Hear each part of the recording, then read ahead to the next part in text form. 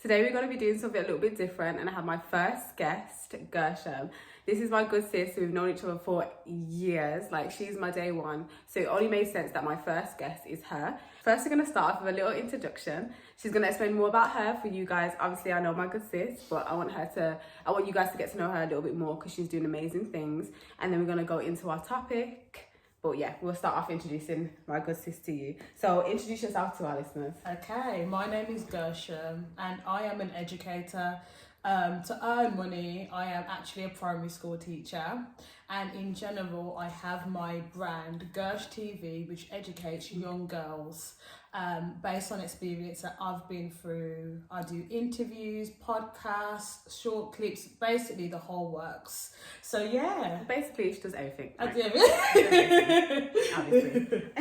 Obviously. Yeah. So yeah, perfect. So obviously she does everything, and one of the things that we relate on is our platforms. Like, one thing that we resonate on is speaking and using our experiences to, you know, educate other people, but also to show people that there's no perfect experience. But even in cases where you've done something wrong or your past, you're just not defined by certain things. Like 100%. There's always the opportunity to do more, and yeah. So that's why. That's one of the things that we really connect on as well, because we both do similar stuff. Definitely. And I think for the both of us, it's so hard to find someone relatable on social media, right? Yeah. Like, it's easy to look at these people and how they live their lives and how they overcome certain things. But I think for you and me, a driving force is that, yes, we've been through what we've been through. Yeah. And we might not be proud of what we've been through. We made decisions. Some silly mistakes. But there's girls that are going through the exact same things who are even younger than us, and we've come out the other side. So yeah, exactly. Okay, so I also want you to share a recent experience or situation that you've had lately that's brought you joy or just made you feel good. I think an experience that brought me joy recently is funny because it's actually come from a bad situation that caused me a lot of pain at the start of the year. However, through that situation, and it brought me closer to God. I would say it was a supernatural experience, as in I got clarification about my purpose and what I'm supposed to do. Although I've always known, it was the extra confirmation for me during my quiet time, meditating, and it just brought me an abundance of peace.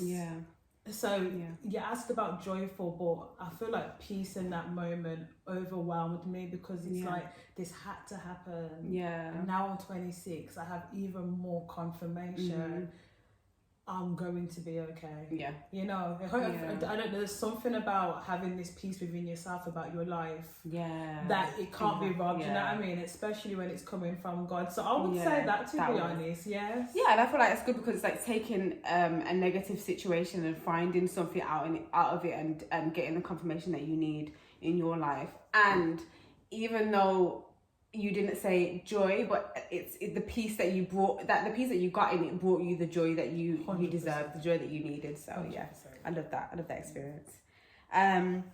Okay, name one random fact about you. A random fact about me? Oh, a random fact about me? Could be anything. Could be quirky, weird, funny, silly. Me? Well, on top of being an educator, I am a drama head. I feel like you know this, right? I am a drama queen. I've studied theatre and drama before I did my teaching. So one thing about me, I love the arts. I'm a child. I love acting. That's random.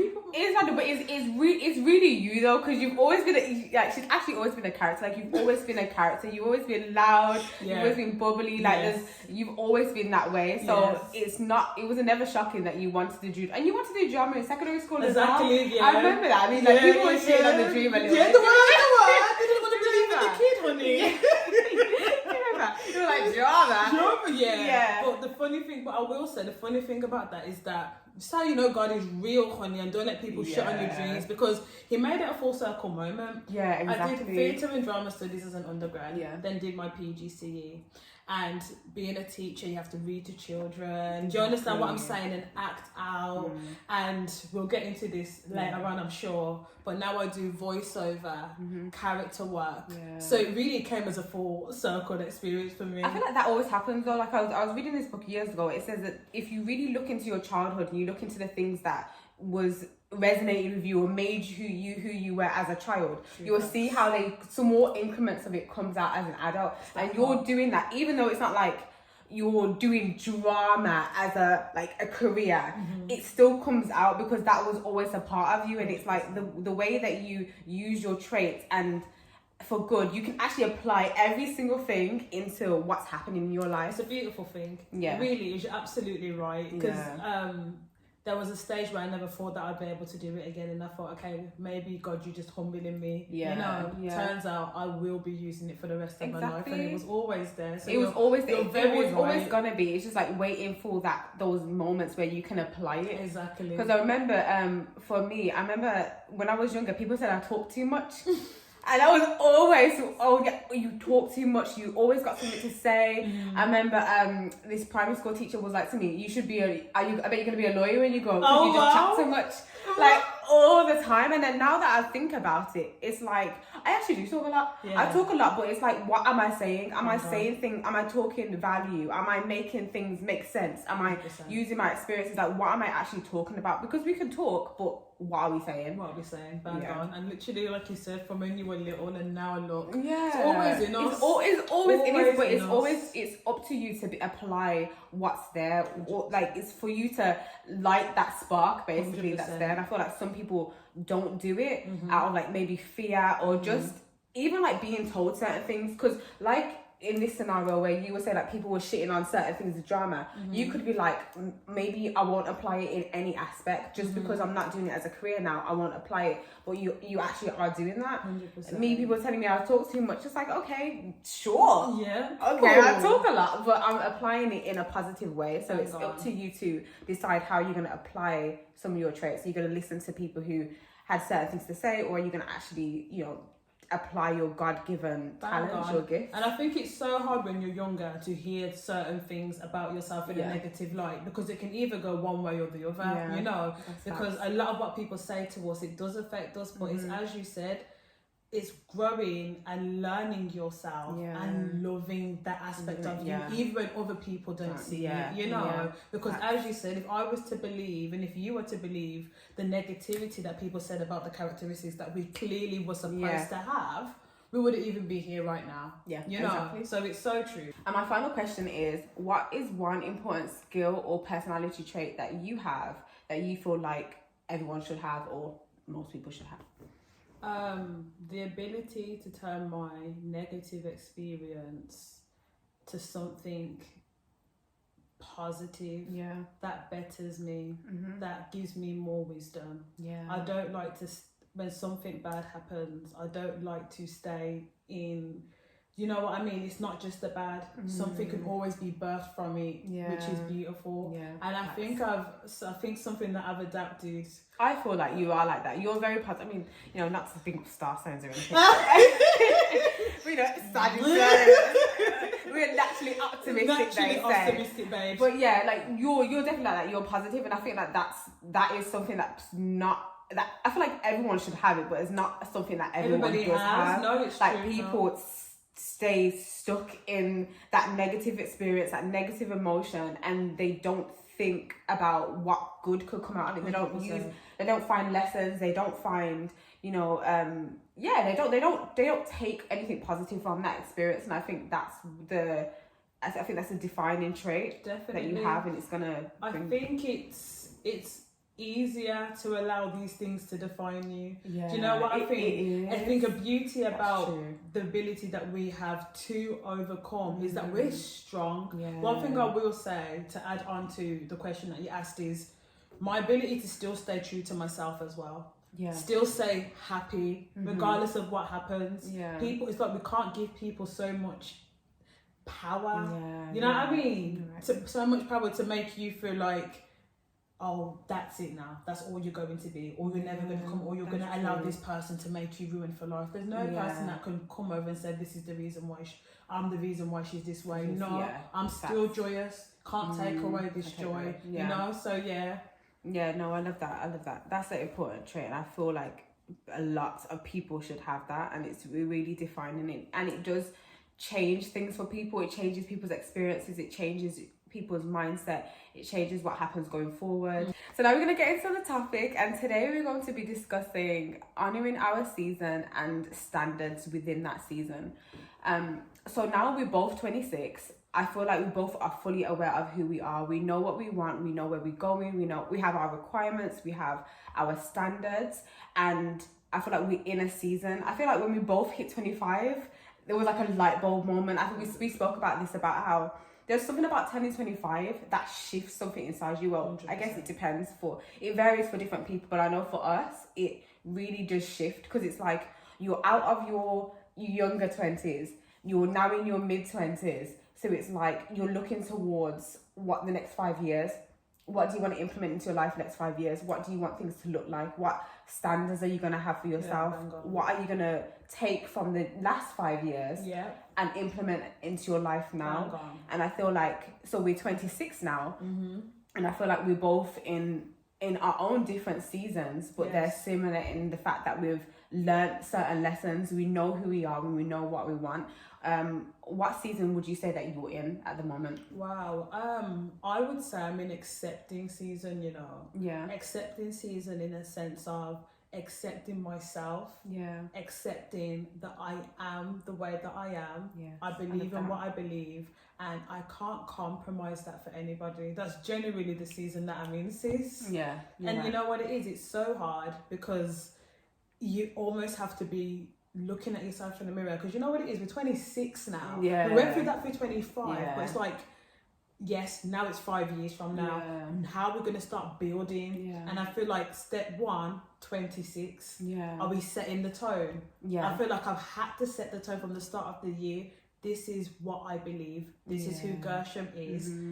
There's some people, unfortunately, that don't align with that. So even adjustments with friendships and people that I speak to, you know, even in terms of career-wise, it's a lot. But to answer your question, definitely accepting season. I love the fact that you're in that season as well, because I think self-acceptance is one thing that a lot of people struggle with. It's something that I've struggled with as well. I know for me, when it came to self-acceptance, it was accepting the reality of things, accepting my past, accepting certain experiences, or accepting that I have to do certain things to get where I need to go. And I think that acceptance is one of the most difficult things for people to do, because with being able to accept something is being able to be truthful and to be being able to be honest with yourself about what's happening and what you're experiencing.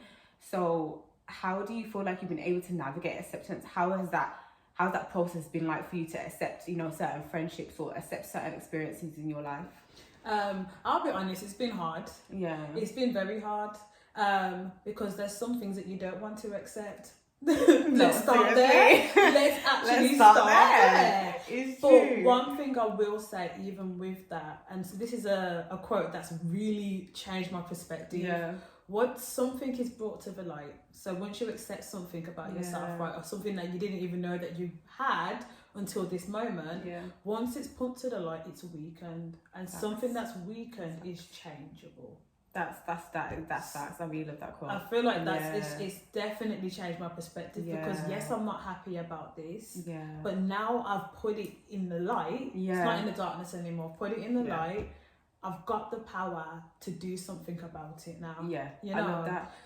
And I think that's facts, because it's so easy to deceive yourself. It's so easy. It's harder to stand in the truth of what you're experiencing. It's easy to say, oh, I'm gonna forget about this. It's easy to like hide it over there or store it in a box and just say, I'm not gonna open the lid on this.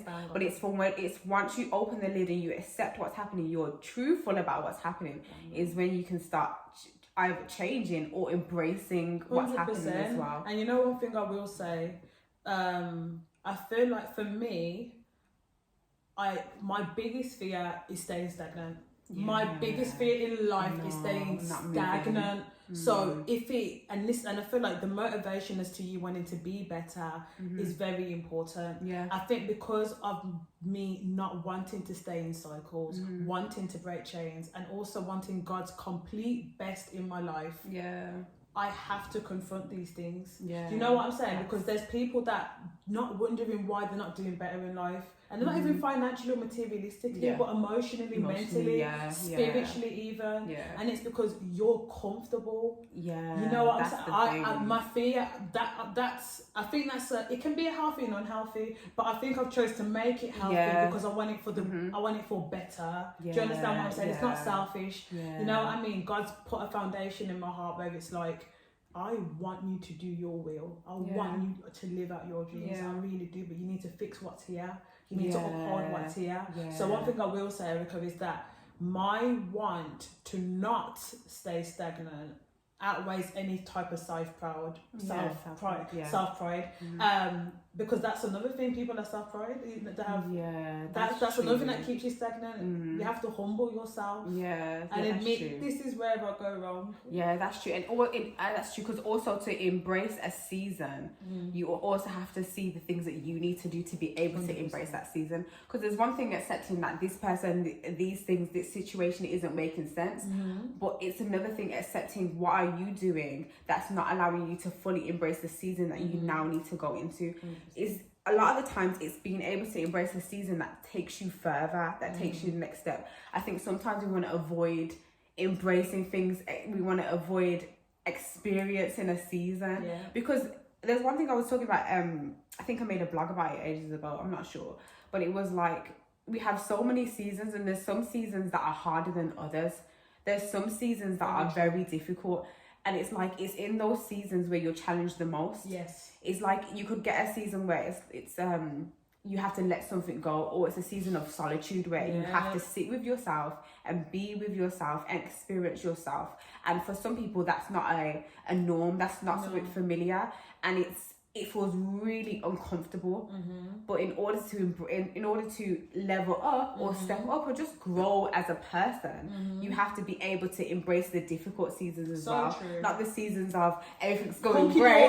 Like it's a box of chocolate, skipping down the road, smelling all the roses. Like it's so true. There's some that the museum looks dark. And uncomfortable. It's uncomfortable, but you have to embrace that season. And the challenges that come with that season in order for you to grow, in order for you to step up and level up. And I think that's one of the hardest things that you can 100%. Actually do. But one thing I will say is that I think those seasons, that's when you know something's shifting. When it's uncomfortable. I realise that, it's like, okay, God, you're doing so. I'm obviously ready for the next level if I'm feeling uncomfortable, So it's not to say that you're not allowed to feel sad when you feel uncomfortable or happy. But gratitude at the same time. There's some people that are just still thinking the same, or there's no uncomfortability. Everything's just la la land. Like, you can't be la la. Do you know what I mean? I wish. You know how they say ignorance is bliss? Bang on. It's not really. No. The truth is, ignorance isn't bliss, because it keeps you in the same position and you're still in la la land. Bang on. Another fear is that I keep fantasizing about the life that I want to live, right? But because I'm not doing anything about it, 10 years from now, I'm still going to be fantasizing about the same life that I could have been living. Like, that doesn't make any sense. We can't keep... That's fine to dream, but what are we putting actions to make it a reality? Can't just be content in la la. And you know what it is? The reason why I say that is because dreaming and fantasies is a big thing, People don't speak about it. It's a comfortability. It's an ideal world that we escape to. And to some extent, yes, you can do that. But to the point where it's stopping you from doing real life things. That's the thing. That's it's not true. Healthy. You can't keep living in this literally make-believe land when there's a life to be living right now. Exactly. Or even just living in the reality of, like, who people are, or things that aren't actually what they really are. So true. It's like saying to yourself, oh, this person is actually a good person for me in their life, but in your life, but the truth is they're not. Or it could be anything, just or this job is getting me somewhere, but you ain't got a promotion in about 10 years. You know what I mean? It's like little things like, it's true. Like we have to really be rooted in reality as well. But I think that is where truth comes in, and just being truthful to yourself and being honest with yourself about what's happening in any moment and any season. What would you say is your most challenging season that you've had? The most challenging season that I had, it was a season where I was having to move back to Birmingham after studying in London, and a lot was going on. And a lot was going on. It was that transition from going back home. And at first, I viewed it as a failure season. Because my idea was, I'm going to stay in London. I'm going to move in with... oh, this is dumb. I've been there. I'm going to move in with so-and-so. We're going to be happy. Okay. Literally, okay. God really laughed and said, you're coming back to Birmingham. Yes, literally. And I remember at that time when I moved back, I was seeing other people online in my head living the life that I wanted, and it broke me. I'll never forget how low I was, how heartbroken it was, because it was accepting the fact that I'm not going to be with this person. I'm not going to live here now. I'm going to have to move into my parents' home. And I think that's when I dived in closer to God, and I had to do a lot of accepting and letting go.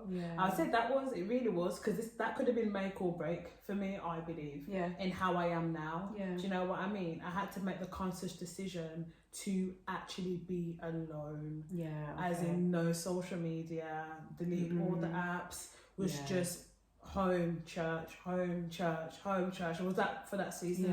Even in that season, I wasn't happy because I was still mourning. It was still a season of mourning. You know, I don't think we speak about that as much as well. Like mourning your expectations 100%. Of something. Yeah, that's what it is. I feel like that as well is also part of embracing a season. Very is true. Being able to mourn what you probably thought the season was supposed to be. Very true. Or what you thought was supposed to be happening in that season. I've had a lot of those experiences where I thought, this is what's going to happen. Even the same as moving to London. Like, I had this London.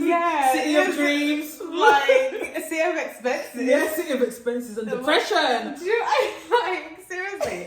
But I've had that as well. It's like, I had a season where I was like, I was so set on, I'm going to move to London, I'm going to move in with this person, I'm going to do this and I'm going to do that. No, it didn't happen. And there was other things that happened outside of that. And it was like, in order for me to embrace that season is having to embrace the season that I was now in, is having to mourn the loss of the season that I thought I was going to be in. So for you, what was that mourning experience like? Oh my gosh. Heartbreaking. Just to talk through the stages of it. Heartbreak. Having to accept and having that moment of just being broken. Do you get it? And then it was allowing that space of brokenness to allow something healthy. And it could have been two things. Could have been unhealthy or could have been healthy. I thought, okay, God, I need to add you here now.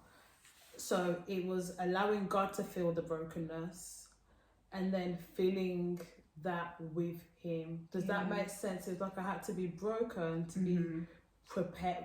I know. Prepared again. You know what I mean? Like rebuilt. It literally felt like it was a rebuild. It really did. Because you can't keep living in fantasy. For the longest time when I was in London, I was living in fantasy. I defo was living in fantasy. I really thought I was in Sex in the City. It was giving like power. It was just giving so much of these things. And it was like, it's time to actually wake up now. And I think in that season, a lot of healthy practices were birthed that I still use now. As I said, in that season, jealousy was also a thing. I remember when we met, like, again. And I told you, and I was like, see each other how long? Like a few years maybe, and or two or so. And I told you, I remember. And you were so honest about it because no one loves it. No one likes talking about being jealous. No one likes talking about that experience with jealousy or the fact that they were jealous. So I was like, wow, the fact that you could even admit that, 100%. It's not easy to do that. No, and it's the worst when it's even with friends and people that you care about. Yeah. And I had to say, what kind of friend do you want to be, Guerschom?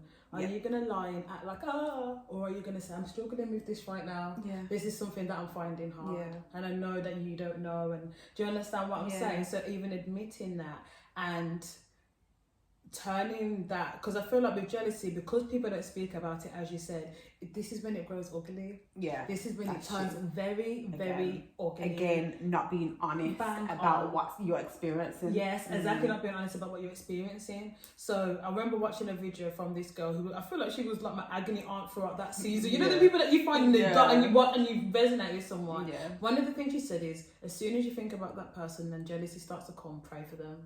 And at first I thought, what? But when I tell you, Erykah, it works. Yeah. So every time, pray, wish good over their life, wish them that you turn in that power. The devil can't play with that because you're changing it into something. Yeah. I would recommend it to anyone that's going through jealousy, because jealousy is a real thing. It's poisonous. Yeah. It's affecting a lot of us young girls. People are not realising that we're jealous of things that are not even real. Yeah. And even if they are, you don't know what that person has gone through to get to what you want. Exactly. Do you know what I mean? It's plaguing our people. It's really sad. One advice that I would give is pray. Yeah. I promise you, it sets you free. Yeah. Like, it's different. It does something. It's internal work. Yeah. How can you be jealous when you're praying over that person and you're wishing the best over them? God sees that you're going to be blessed. Yeah. It's that perspective. Instead of growing the jealousy, pray for them. Pray the best over them, because watch God pour into you the same way you're pouring into that person that jealousy. So I want to talk about what comes out of seasons, because I know that we have to embrace seasons. But there's a lot of things that can be birthed from a season, and then we look back at that season and we say, oh my God, I had to go through this, I had to experience this, and this is what came out of this, this is what was birthed. And a lot of the times, for the most part, once we embrace a season, it's something positive, it's something beautiful, something blossoms, something flourishes once we've embraced a season. So for you, what would you say has been something significant that has been birthed or has come from a season that you've experienced? Off the top of my head, I would say perspective change. Yeah. Perspective change was birthed through quite a few of my seasons, but it was just strengthened.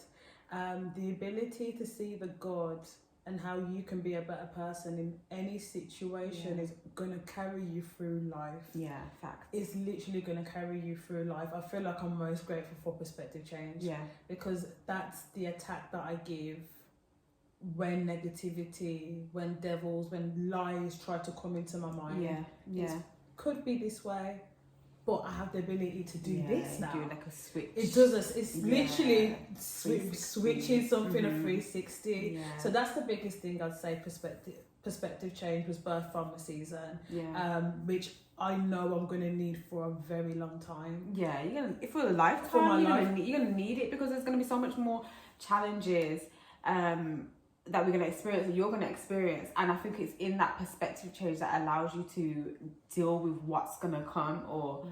What's happening in the moment, or what you're experiencing. So I think, it's definitely 100%. Definitely it's like you said, it's a lifetime thing. Yeah. I would say strength, patience, so many things. Because you know what, I feel like every season that I jump into, I realise I'm always going to need what I learnt from the previous season in this season. Yeah, always I'm thinking, this is why I had to go through this. This is why you're telling me be patient. This is why you're telling me don't be so quick to talk even. Wisdom. These people don't focus. I don't feel like there's enough emphasis on inside things that we need to carry us through life. Wisdom is so important. Knowing when to birth something. Another thing, wisdom, knowing when to birth something. As in a project, as in buying something, finances, knowing when to speak to people. I've always said this, I feel like with my friends, I think I can be the voice of reason. Yeah, definitely. But sometimes in the past, I don't think I've said it in the right time or in the right way. One of the seasons taught me, as much as you want to help this person, sometimes just Sometimes just it's okay. It's funny, because today I actually did a video on trying to save people, and it's speaking the truth in love. We're so in sync. Literally, literally do that, because that was like, obviously, you know, what we spoke about today, Yeah. and just this need. I think we're both very similar in that we're very smart, we have a lot of wisdom, we've turned a lot of things on its head. True. And it's like we've been able to use our experiences and put that out there and help other people. So now we've become this voice of reason. And because we're this voice of reason, it's like, okay, now I need to save you. Yes. I'm gonna try to make sense for you and get you to make sense too. Yes. So I think that can happen, is that you this need to kind of save people, but then you have to be able to say, like, to step back and allow people to go through their process, to go through their journey, and to use their free will to decide how they want to live their life and navigate whatever circumstance or experience they go through. And it's a beautiful thing to be the voice of reason. It's a beautiful thing to be that person who's like the backbone or the strength for certain people, but at the same time, who's coming to save you? Me. Do you know what I mean? Literally. You know, just like you, just like you have to lean on yourself and you have to lean on your spirituality and your relationship with God. They have to find something to lean on. They need to find that strength within themselves as well. So it's like you just can't. Because you know what it is, Erykah? People talk a good talk, but where's the foundation in what they're saying? You know what I mean? And that's one thing even with myself I had to learn. I can say these things because I know where it's coming from. People can say, I'm doing this, but where's your foundation? You know, and it goes back to what you said. Sometimes we do need to step back and let them do them. As much as you want to shape them, help them, tell them, please, you don't have to go through this. Come on, like, let's make learn from the it make mistake of sense. others right now before you make all these things. Like, wait, literally, let people go through it now. But at the same time, a little water on their face, slap them. Serious though, I get it. But it's like, I can't keep getting frustrated. We can't keep doing that to ourselves. It's not fair. No, it's unhealthy. It's unhealthy. That's stopping us now. Because we're trying to be Mrs. Fix It.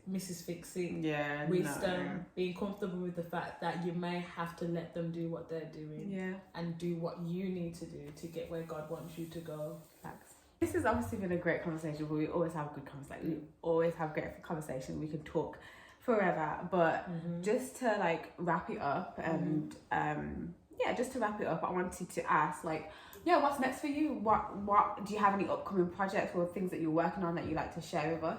Something that I'm really excited about is a new venture that I'm going to be doing called ABC with Guerschom TV. So it's bringing my teaching, my acting, my advice, putting it all together for children. As I've mentioned about growing and knowing my purpose, I am an educator. Yes, you are. I'm definitely an educator. The fact that that's my job and what I do with my platform says a lot. And God using my childhood dream and talent with acting would be incorporated with that.